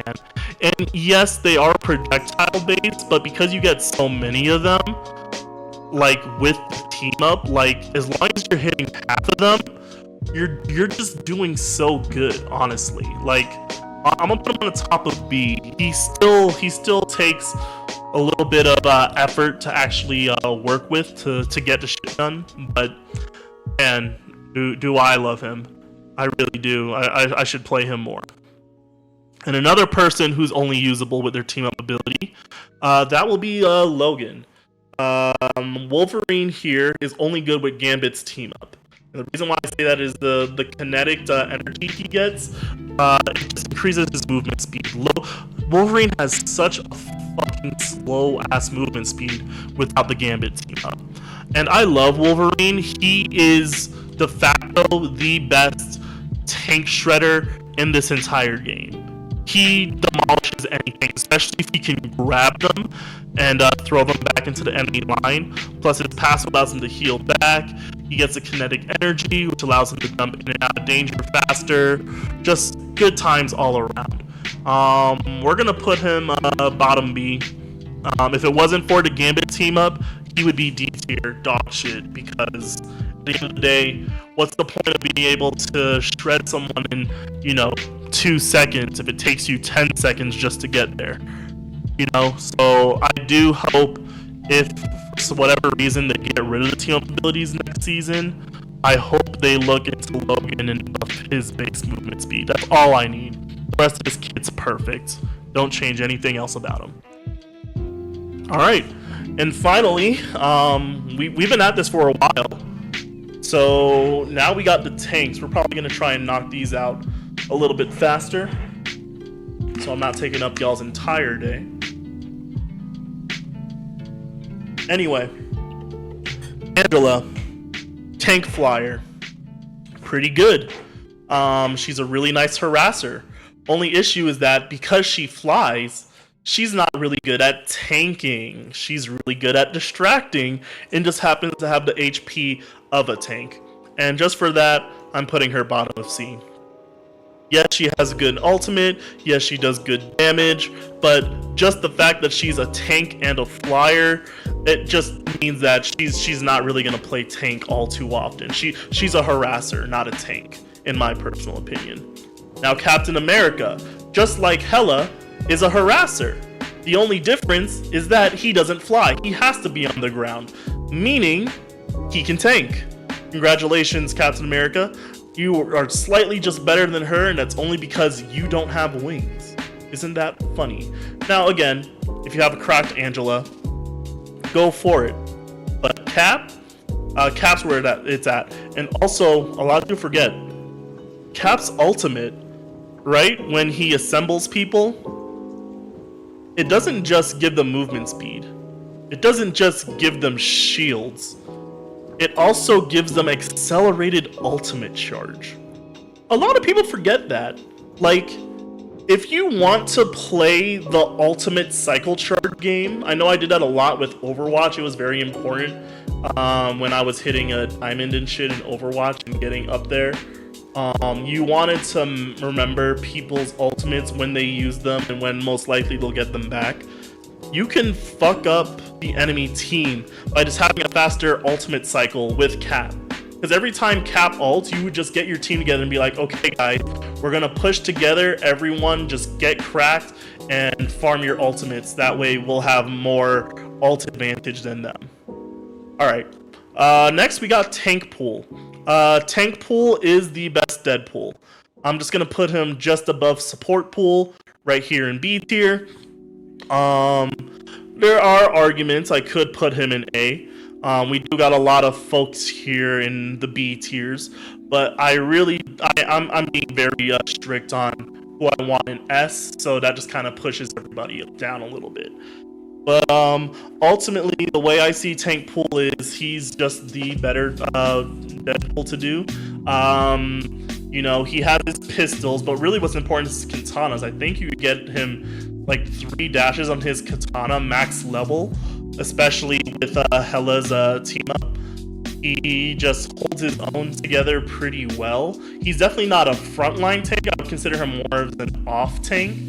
But yeah, there's a lot of versatile shit you can get done with him. You know, as long as you, again, know how to play Deadpool. Devil Dino. Devil Dino is very fun, very simple, very easy to learn. You know, he's able to bleed people, and people who are bled, he's able to do more damage to. And the more bleed people you chunk, the more HP you get back. And his ultimate allows you to stampede. There's just so much good shit with Devil Dino. Honestly, I'm firmly gonna put him probably at a high C. In more advanced games, the problem is that I believe he has the biggest hitbox in the game, including his head. So people who know how to aim can like most definitely like pop you in a few seconds if you're not getting the proper heals. Because he has like a 350 AoE shield, and that's about it. That's the only thing protecting him. And if you're playing against Poke, they're going to kill you before you can even touch them. So you got to be careful with that. The only team up you need with him, the only team up that is important, is the Punisher team up, and that's because it actually gives him a fucking ranged ability. Without that, you'd be exclusively melee, and as we've gone to before, as I reiterated, I feel like melee DPSs in general are just like the weakest form of DPS in this game. So having him able to shoot, you know, those little plasma energy balls, which also cause bleed while they're walking up to the enemy, makes it harder for them to just easily poke his head. That's like something they should just keep permanently if they're ever gonna get rid of that team up. Next is Strange. I'm gonna have to put him at S. Only reason why is Portal. That's all you have to care about. Not even Doctor Strange as a hero, but deadass just as an ability itself. Having the teleporter last second to stop enemy team fights is just so pivotal and so important. He also has the best stun ability in the entire game. Yes, it's in its ultimate, but you know, if you can get that on an entire team and wipe them in like 2 seconds, it's just beautiful. I don't think I have to explain too much on why Doctor Strange is one of the most necessary tanks in the game. He also has like the widest covered shield in the game. It does pop pretty fast, but the fact that it can cover your entire team if they hug behind it, it's pretty nice. So, I like that about him. Emma Frost. Emma Frost is really cool. I like her diamond abilities. I like how she's able to grab people and kick them into your team or kick them into a wall. We're just gonna put her healthily right here at like top of A, probably above Cloak and Dead. We'll put her at the very top, because if not, then we'll just put her in S tier. She does pretty well. She's a little bit weaker, not in her diamond stance, and her diamond stance does take a long time to get to, so there is a timing to it. You want to go diamond stance either to pick off someone or when you know it's the best time to mitigate damage. Her best team, if you ask me, is with Luna Snow, which just gives her an extra ice barrier, which you can do to use to trap people or to scale off a little bit more damage if you're trying to maneuver or escape somewhere with your team. Next is Groot. Groot is a sleeper. He does so much damage in the game. We're gonna just put him here. Probably, yeah, I'll probably put Groot right here in the middle of B. The important thing is about Groot is you have to know how to use his walls. You know, he has two of his walls that do damage. Remember, not just your damage. Anytime enemy hero is near that wall and any damage is done by them, even by your own teammates, the wall slaps them. So you want to get your walls up as much as possible. Your iron wall gives you shields and defense. And if you play with Mantis's team up, you get the flower wall, which also gives you healing. So I mean, yeah, it's just pretty good. My only thing is with Groot is I do try to auto-ban him almost every ranked game. And that's just because he gets, what, 2, 3, almost 4 or 5 walls he could have up at a time. Like, imagine that versus another Groot. It just changes the flow of how the entire goddamn game works. Like, genuinely. And that's one of the things that just throws me off with Groot, because there's just so many damn walls. It just fucks up the flow of the game. Like, granted, yes, you gotta learn how to play around it or play through it, but like of any character, he single-handedly has the most dynamic impact to a neutral state, or the flow state of a game, if you will, in my opinion. Alright, Hulk right here. Hulk is definitely more of a flanker type of tank. I guess you could dive with him as well. We're just gonna put him probably... Well, we're probably gonna put him just above Hela. He's pretty decent. He can do damage. He can shield himself, mitigating pretty much 100% damage. He can shield his teammates. The biggest thing is his exile. If you know how to exile anyone who's damaging him, he's actually really good at basically playing interference, and he does have a really mean, nasty ult. I don't see too many people playing him. Again, I would say his floor is a little bit higher, just because you gotta know, like, he's not like a true tank. You're really jumping in and out more often than I think, like, flavor-wise, the Hulk should be. You know, it would be cool if he, say, like, for flavor text, he did more damage the lower percent HP he was, because with his gamma bubble, you know, he's able to mitigate damage. So imagine you got him down to 100 HP, but he gamma bubbled for those 2-3 seconds he's gamma bubbled. Imagine he had like a 50% damage bonus. So it's kind of like a fight or flight type of situation where, do you think you can survive a 3-minute interaction with the Hulk?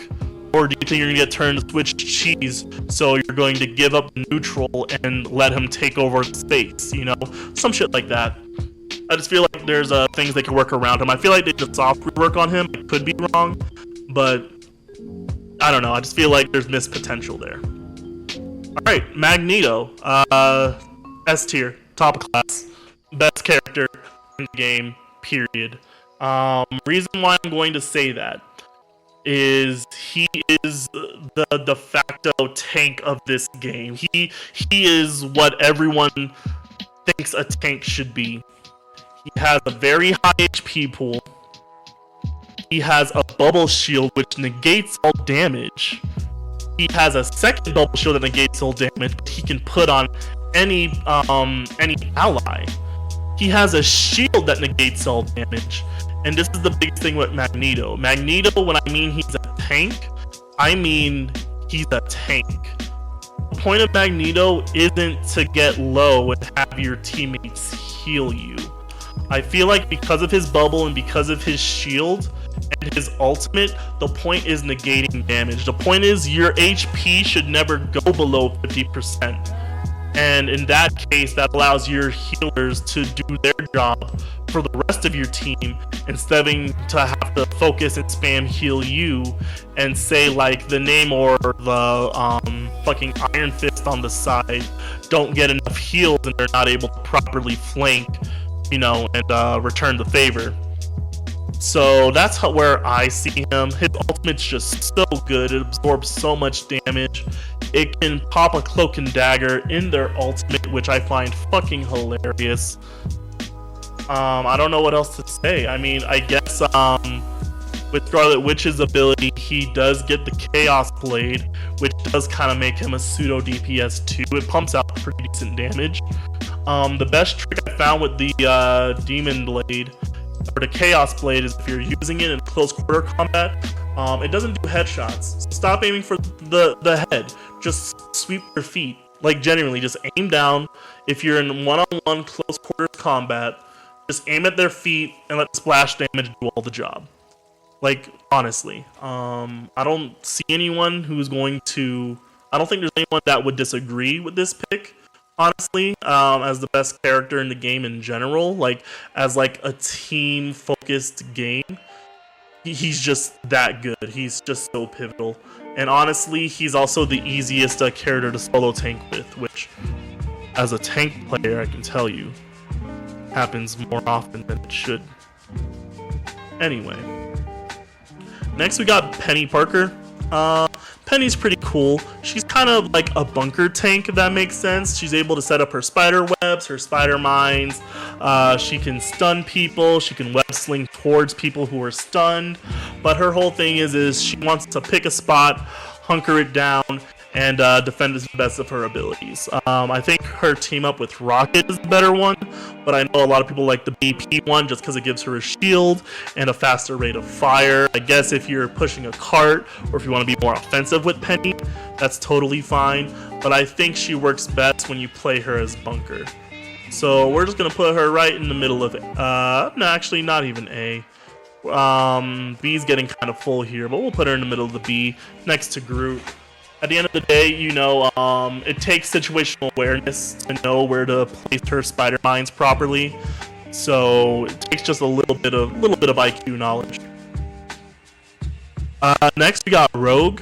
I'm a little disappointed in Rogue right now. When she first came out, she was so much fun. She did so much damage, so much combos, stealing ultimate charges and abilities from everybody left, right, and center. It was so good, and then they nerfed her. And now she's just not the same where she used to be, you know? She's a really good flanker, a really good diver. She can do a lot of disruption, but the problem is that she's like a brawler tank, and she's more focused on the brawler side.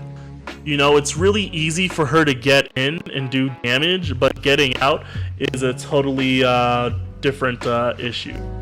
And my problem with that is I feel like if you're not gonna give her a good way to get out, if she used up all her combos and abilities, then I feel like she should have a better shield, because she does have a personal shield that she has for herself, but it's only 350 and it pops so quick. Like, why isn't it at least 500 or something? You know, and make her shield bash like a little, just go a little extra further. I don't know. I consider her like a slower Captain America. Honestly, I'm demoting her to D right now. I just don't think she's worth the time or effort.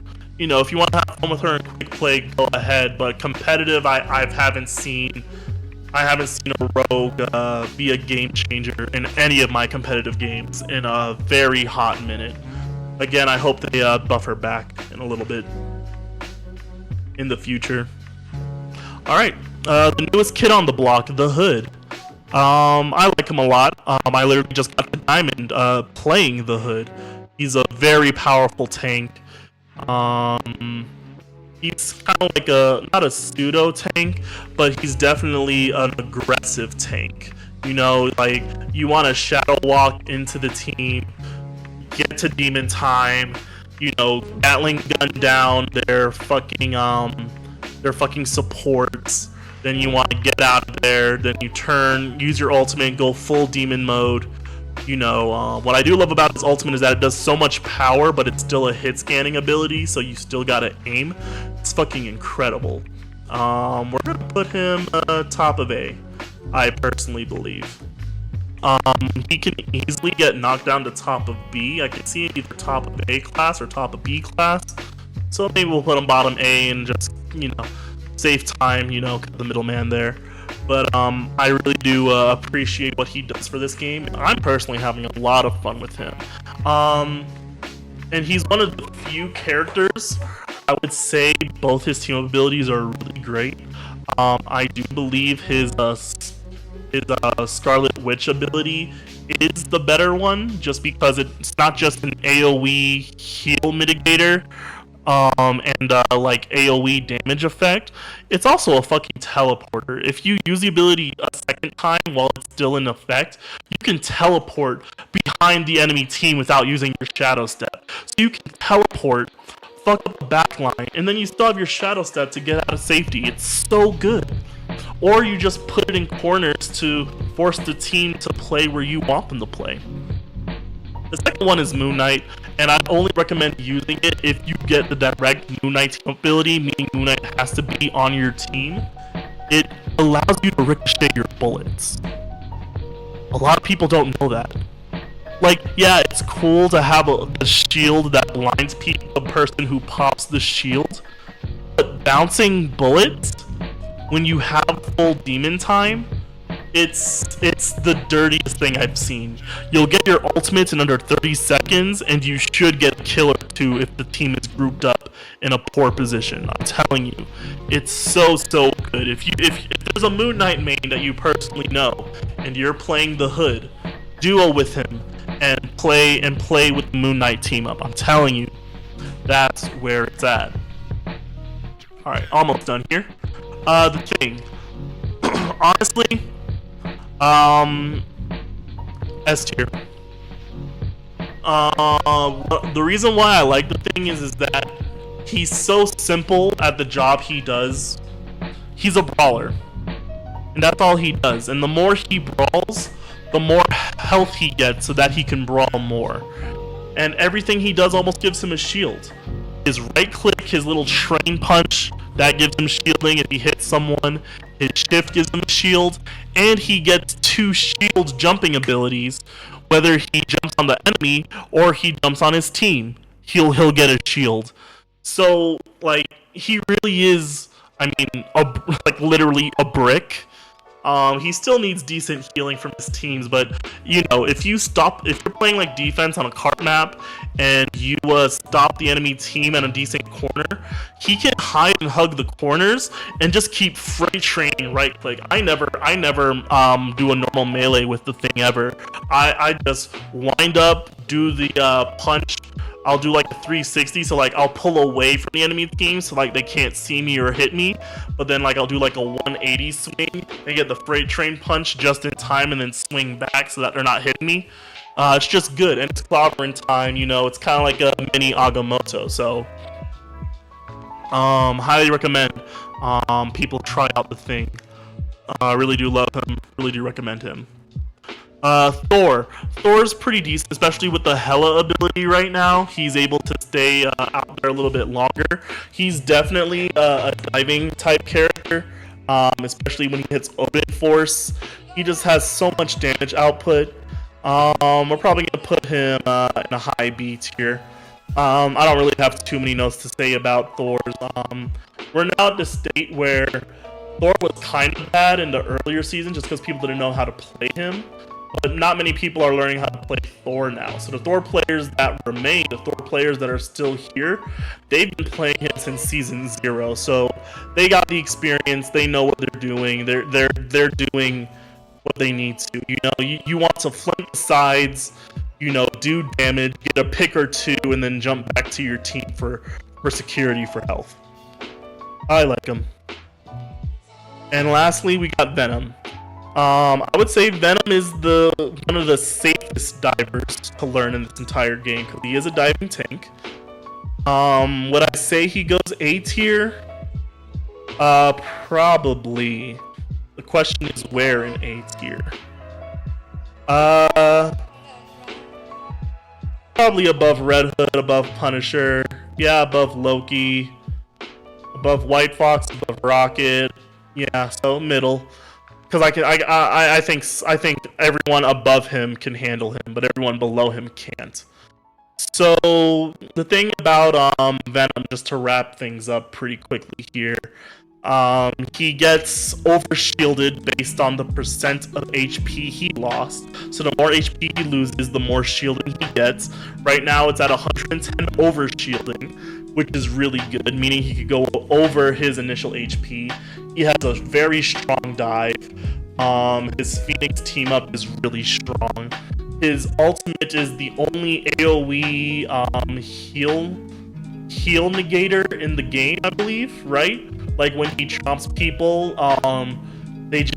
they get a lack of healing, so the heal output is just diminished the most. He can just kill people longer. He has his little tentacle tendrils to stay on top of people, and then usually the combo is to climb up a wall, hug a corner, dive, do damage, get a kill, and then swing out before you die. So yeah, ultimately, I don't play him, but I'm never mad to see a Venom player on my team, and I sweat just a little bit, maybe one sweat drop if I see him on the enemy team. But anyway, this is the official tier list. Zoom out so we can get a full view of everything. So, yeah, y'all can let me know what y'all personally think about this, but this is what I'm seeing right now, wholeheartedly. I'm not gonna say it's a perfect tier list. I'm not gonna say this is the meta tier list. This is my personal tier list. We got a lot of characters in B, which I feel like is a healthy spot for heroes to be. It means they're strong on their own, but they also have potential to be very cracked if you actually learn how to master them. You know what I mean? So like low skill floor, but very high skill ceiling. People in F, go fuck yourself. People in D, you got a lot of work to prove to me you can do something. People in C, try and do your job, but if you can't do your job, be ready to swap off. People in B, you can learn these people in a night or two of just practice, and after you start practicing, you only get better from there. A tier, these are the people I see in my ranked games, or at least people I wish to see more of in my ranked games, for sure. And S tier, that's just the cream of the crop right there, baby. Like, honestly, hold on. Honestly, these 6 characters, this is a comp right here. Honestly, you could use this as a comp. I mean, clearly you could switch out the Strange for anybody else. Because remember, 99% of the time we're using Doctor Strange for his ability. We're using him for his teleporter, not for his toolkit. We're only using him for one ability. But yeah, like 5 out of 6 of these people I can see as like a very high elo effective team comp. But anyway, that's it. This was a pretty long video, but I really wanted to just get this done. Mostly I was bored, and I am feeling a little bit under the weather if you can't hear that, so just had the time to kill. But if you like what I had to say, please like, subscribe, follow. All that matters in the YouTube business. But I really do appreciate y'all listening to me rambling about Marvel Rivals. Anyway, I'll catch y'all in the next time. So yeah, take care. Peace.